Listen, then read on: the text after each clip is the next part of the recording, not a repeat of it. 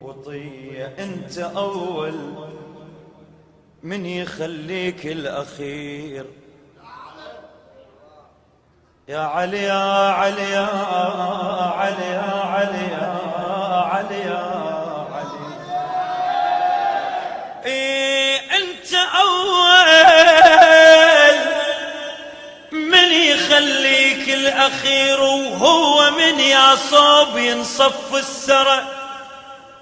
اسمع، لو صرت آخر نعد من الأخير، يعني أول والوراك مزورة. سيد عبد الخالق المحنن. لو صرت آخر نعد من الأخير، يعني أول والوراك مزورة. هو لو ما حيدر الأول يصير، ما نشوف أول نشوف الكل ورا.